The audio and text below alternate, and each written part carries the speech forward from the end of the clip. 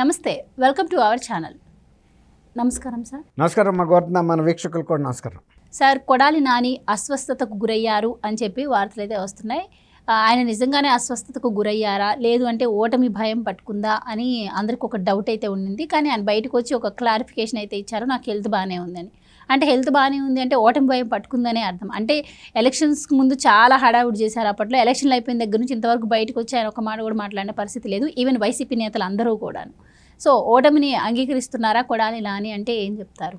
ఇప్పుడు కొడాలి నాని కాదమ్మా, మీరు అన్నట్టు కొంతమంది ఇంతకుముందు అతిగా ప్రవర్తించిన వాళ్ళు, ఓవర్ యాక్షన్ చేసిన అందరూ కూడా వైఎస్ఆర్సీపీలో ఒక తెరసాటుకి వెళ్ళిపోయారు. అలాగే ఇతను కూడా, నాని కూడా వెళ్ళాడు. ఇప్పుడు ఇంకోటి ఏంటంటే, జగన్మోహన్ రెడ్డి గారి చేతిలో బాణమే.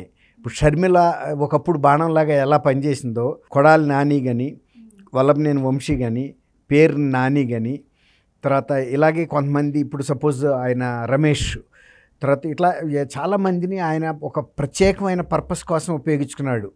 ఆయన ఇప్పుడు కూడా శాశ్వతంగా ఒక బాణమే వాడడు. ఏ సందర్భానికి ఏ బాణం వాడాలో పెట్టేసి తర్వాత పక్కన పెట్టేస్తాడు. ఇలా వీళ్ళందరూ కూడా ఆయన అంబుల పొదిలో బాణాలే. అవసరం లేనప్పుడు ఈ బాణాలు పనిచేయవు.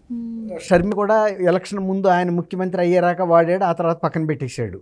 అట్లాగే వీళ్ళని కూడా వాళ్ళ సామాజిక వర్గాల వాళ్ళని తిట్టించడం కోసం కావాల్సిన సందర్భాల్లో వాడాడు, పక్కన పెట్టేశాడు.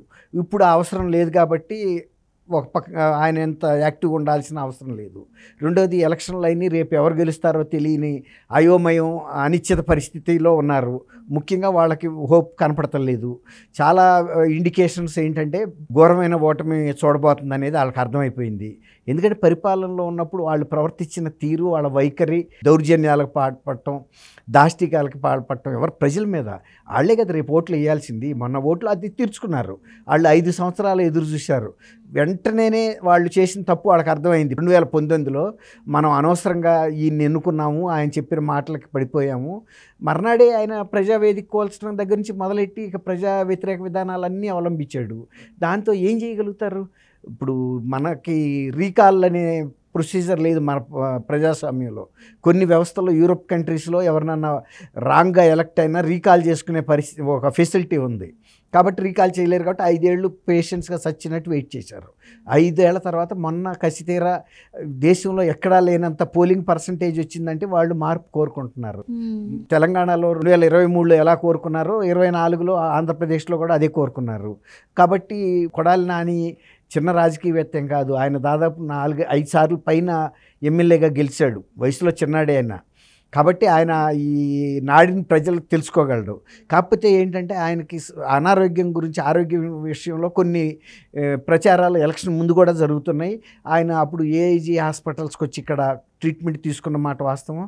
అలాగే ఎన్టీఆర్ క్యాన్సర్ ఇన్స్టిట్యూట్లో కూడా కొంత వైద్యం తీసుకుని వెళ్ళిన మాట వాస్తవం. అనారోగ్యం అనేది ఎవరికైనా రావచ్చు, అది పెద్ద విషయం కాదు. దాన్ని ఎవరు కోరుకోవాల్సింది కాదు. ఎవరికి అనారోగ్యం వచ్చినా వాళ్ళు త్వరగా కోలుకోవాలనే మనం ఎవరైనా ఆశిస్తాం.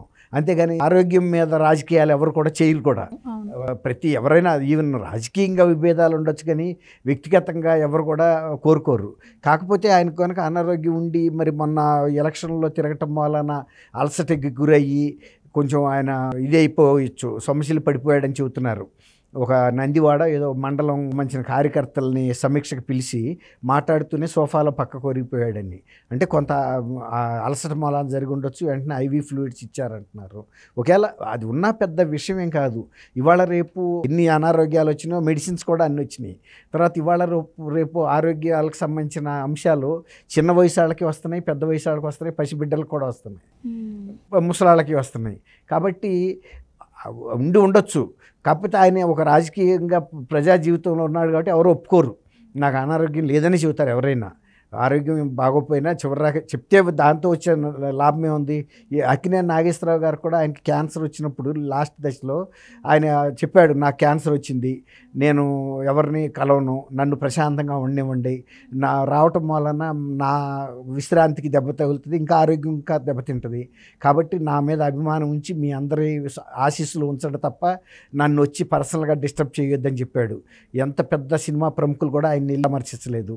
పరామర్శించడం వల్ల ఎవరికి జీవితకాలం అయితే పెరగదు. ఏదో ఓదార్పు, మానసిక ధైర్యం ఉండాడు, ఆ అక్కర్లా ఎవరు ఓదార్పు, టైం వచ్చినప్పుడు వెళ్ళిపోతాడు ఎవడైనా.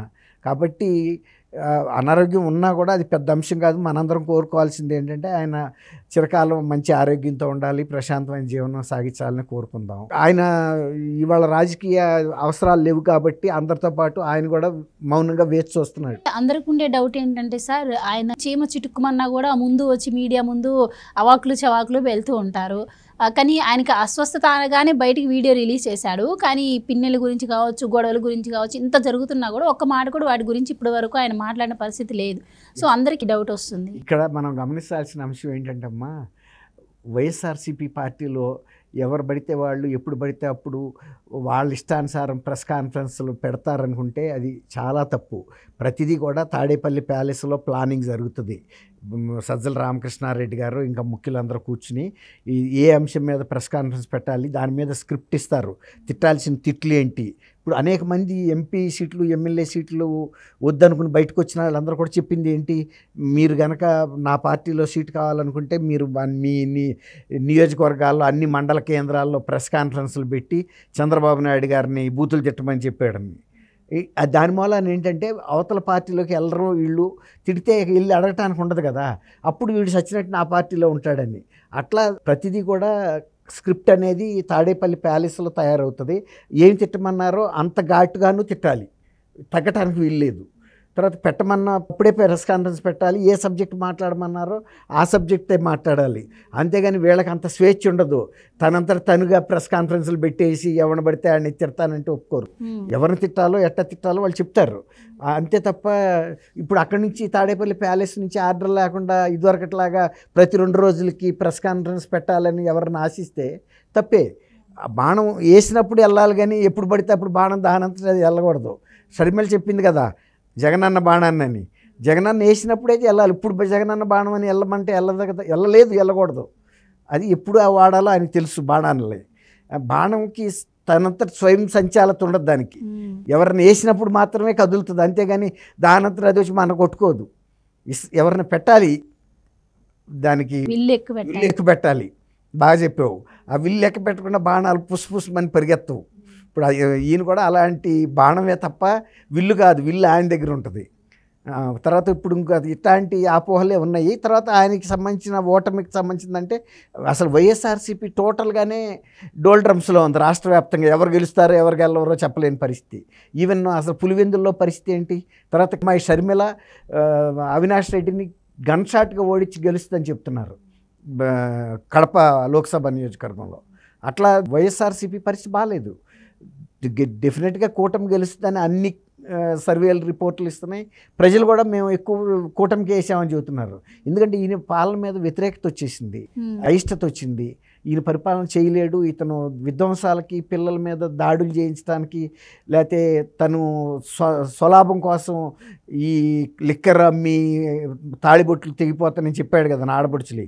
ఇంకెక్కువ తెగుతున్నాయి ఇప్పుడు. ఈయన వచ్చిన తర్వాత 2019 తర్వాత చీప్ లిక్కర్ అంటే నాణ్యత తక్కువ లిక్కర్ని ఎక్కువ ఖరీదుకి అమ్ముతున్నాడు. దాంతో తర్వాత ఉపాధి లేకుండా చేశాడు ఇసుక పాలసీ ద్వారా.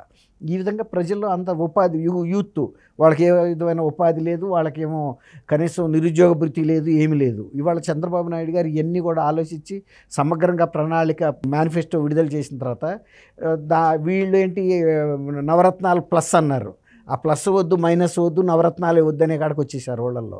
ఎందుకంటే మేము ఊళ్ళల్లో తిరుగుతా కదమ్మా, తిరిగినప్పుడు మాకు అర్థమైంది ప్రజలకు వ్యతిరేకత వచ్చింది కాబట్టి. ఇప్పుడు అది ఆ డౌట్ సహజంగా నానికి కూడా వస్తుంది కదా. ఇప్పుడు నాని కూడా ఆ పార్టీకి చెందిన వ్యక్తే కదా. తర్వాత ఆయన మీద చాలా నియోజకవర్గంలో ఈ తిట్లు తిట్టడం వలన చాలా వర్గాలు వ్యతిరేకంగా అయిపోయారు. ఇతను నియోజకవర్గం అభివృద్ధి పట్టించుకోకుండా ఈ ఆయన చేతిలో బాణంగా తయారయ్యి ప్రతివాడిని బాధిస్తున్నాడు. అంతకుముందు ఈ పేరు అతనికి లేదు. తర్వాత కడప గుడివాడ మెయిన్ రోడ్ల మీద కూడా వరి నాట్లు కూడా వేశారు. ఆయన ఇంటి ముందు కూడా రోడ్లు బాగు చేసుకోలేకపోయాడు. డబ్బులు ఉంటాయి కదా, గవర్నమెంట్ దగ్గర లేవు, ఈయనకి ఇవ్వలేదు. అక్కడ బస్ స్టాండ్ కూడా చాలా అధ్వానమైన పరిస్థితిలో ఉంది. అవన్నీ కూడా వచ్చినాయి వార్తలో. కాబట్టి 2 ఉన్నాయి. ఇప్పుడు అనారోగ్యం కూడా ఉండొచ్చు, తప్పేం లేదు. కాకపోతే ఆయన కూడా త్వరగా కోలుకోవాలనేది. ఒకసారి ఓటమికి సంబంధించి అంటే రేపు 4వ తారీఖున బాక్సెస్ ఈవీఎంలో ఓపెన్ చేసినప్పుడు తెలుస్తుంది. కొంత ఆయనకు ఇప్పటికే కొంత భయం వచ్చిందని కూడా అంటున్నారు. థ్యాంక్ యూ అమ్మ, వీక్షకులు కూడా.